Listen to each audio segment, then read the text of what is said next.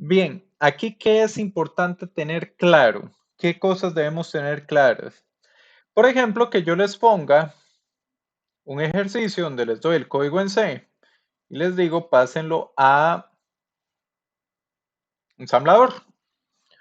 Y el procedimiento es exactamente el mismo que hemos visto anteriormente. ¿Qué vamos a hacer en ese caso? Por ejemplo, voy a mover esto aquí nada más. Vamos a ver.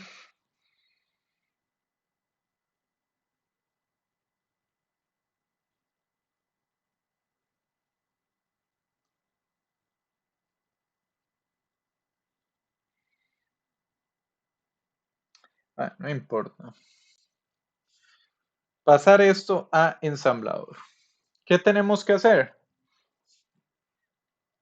Siempre que recién entramos a una función, tenemos que identificar qué guardar en el stack.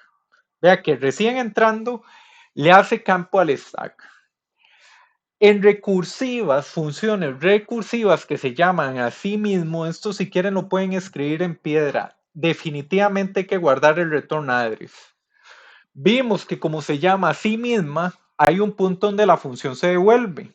Y si no guardamos el return address, nos perdemos, no vamos a saber dónde volver. Entonces, si la función es recursiva, definitivamente vamos a guardar el return address.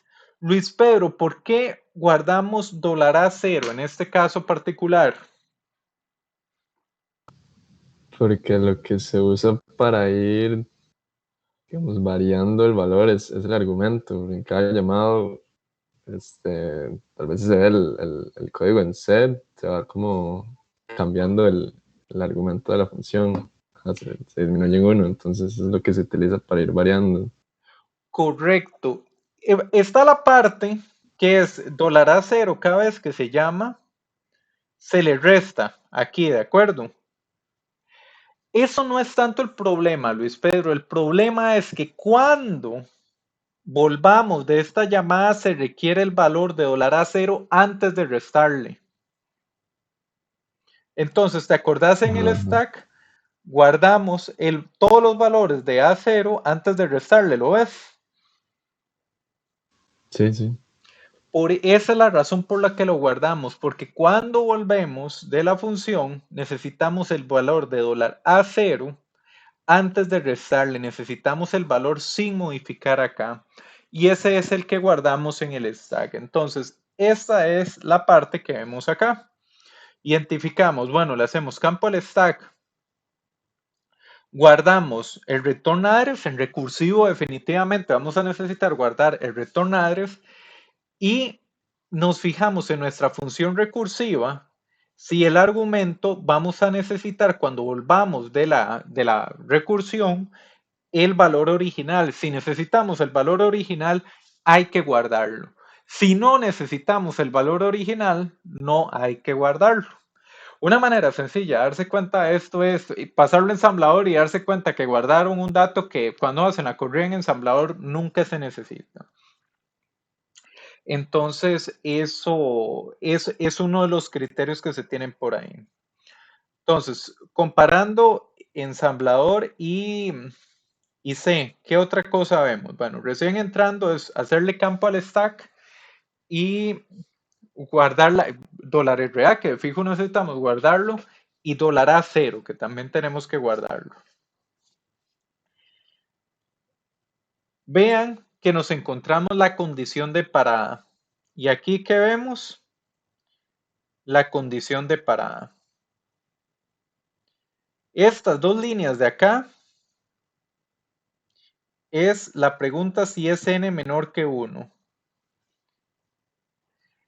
Si n es menor a 1, esto que vemos acá es return 1. Vean de que Pero, estamos... Ajá. entonces, cuando salga el mail, el V0 siempre es 1 ya, porque ya no es 120, porque ahí, Sí, cuando ya... Muy bien, Selen, este es el contexto. sí, sí, ajá, ajá, Cuando volvés acá, $V0, es 120. Pero cuando estás corriendo en la función aquí $v0 es 1.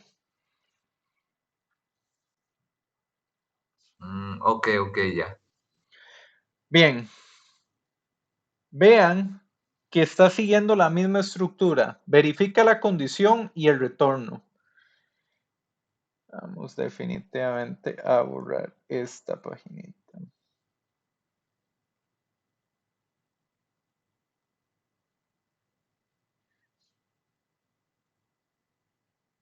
Verifica la condición y el retorno.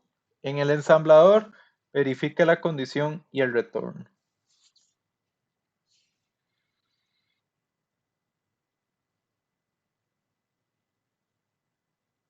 Si no se cumple la condición, va a un else. Si no se cumple la condición, va a un else. ¿El else qué hace?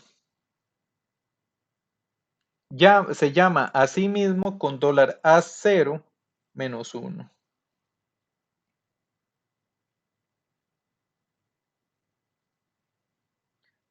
$A0 menos 1 se llama a sí mismo. Cuando ya tiene este valor, ¿qué hace? Cuando ya tiene lo que devolvió esta función, ¿qué hace? Lo multiplica por el valor antes de llamar a la función. Es esta multiplicación. ¿Cómo obtiene el valor antes de llamar a la función? Lo sacó del stack. Y hace return.